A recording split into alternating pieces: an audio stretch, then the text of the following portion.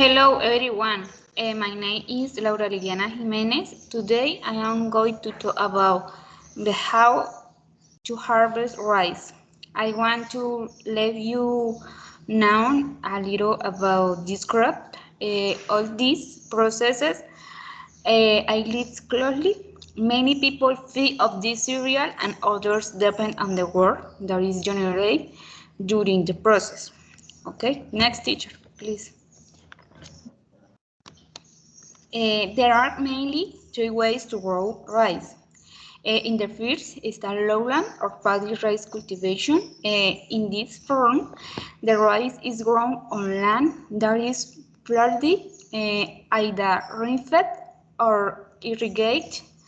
The depth of water varies. In the second form is flowering and decorated rice.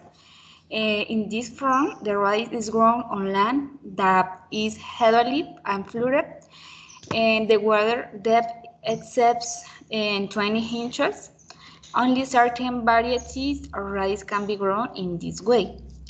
In the third form is the upland rice cultivation. In this form, the rice is grown on non-flooded land and the crop relies heavily on rainwater. Natural and rainfall is the only way to irrigate these fields.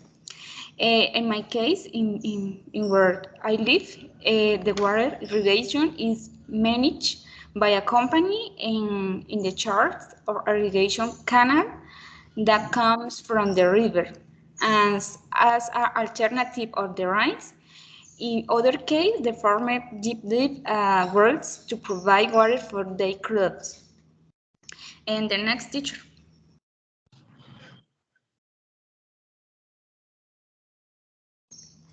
The rice field and soil preparation. And there are two major types of land preparation.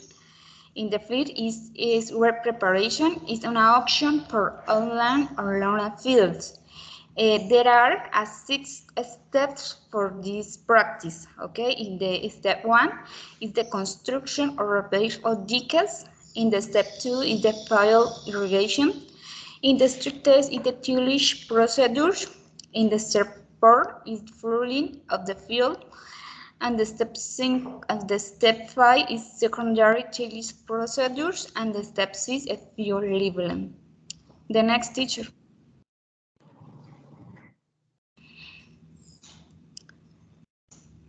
In the second option is the dry preparation. It's an option for lowland and other fields. This kind of preparation needs less water. There are 5 steps. In the first is the construction of ditches. In the step 2 is tillage procedures.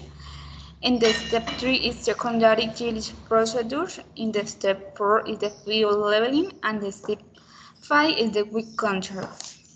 The next teacher.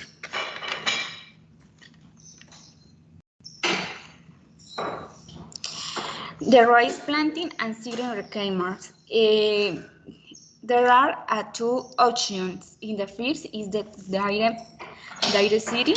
In the direct seeding, an average of seeds per hectare is needed. The seed is watered and left in water for 3 days for seed to germinate. In the second option is the transplant. The rice plant lasts an average of 40 days in the hardship. Then they are talking the hectares and where they will be planted in the soil. The next teacher, please. What nutrients does rice need in the order to grow properly? There are 4 needs. In the first is the nitrogen deficiency. One of the most common problems in rice production is a nitrogen deficiency. It usually takes place during the crucial growth stage when the plants need a higher amount of nitrogen. In the second is the nitrogen excess. In the nitrogen application is sufficient quantify help rice grow faster and provides you with high quality grains. However, many farmers apply more nitrogen than the rice needs. Excessive use of nitrogen can lead to rich ground that attracts many pests. In the third is the phosphorus, and the phosphorus is very important in the early growth stage of rice plants. It contributes to the development of strong roots. In the last nutrient is the potassium. Potassium contributes to plant disease. This is resistance, root enlargement, and thickness left durability. The next teacher, please.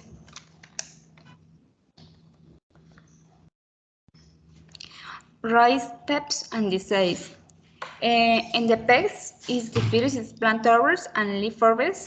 They attack the plants have a dark brown color as if they gone burned.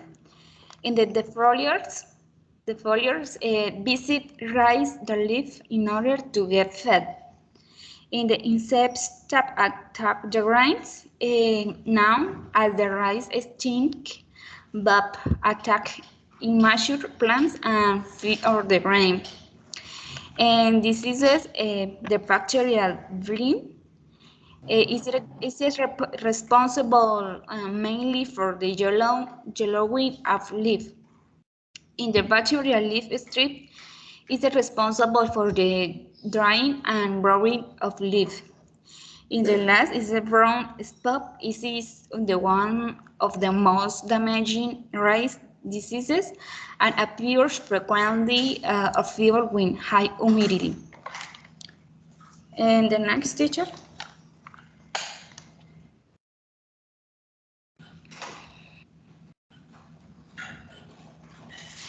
The best way to control these pests and diseases is prevention. In the rice crop, all diseases and pests are prevented by spraying herbicides and pesticides. All this work must be done by the people who make a living from this work. That is where the work is generated. Teacher, the next.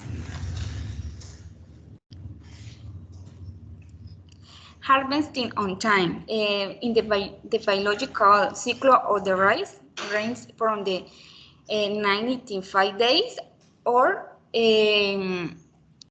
100 days, and it depends of the variety of the rice.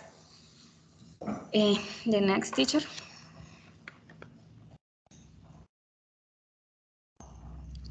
Harvesting machines. Bueno, those are the harvesting machine. That is the means by which they collect the grain. There are the different types of machines. Thank you for your attention.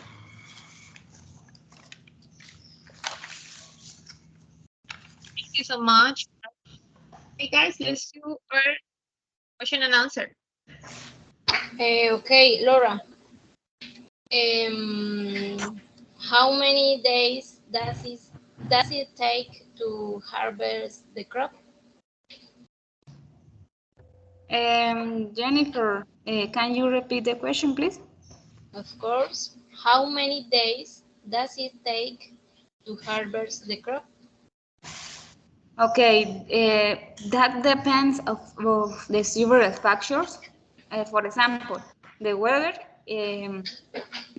Raining, you cannot harvest the rice, and it depends on the hectares. If you have a good sun days, I can take the 4 and 5 days to collect the rice. Very interesting. Thank you, Laura.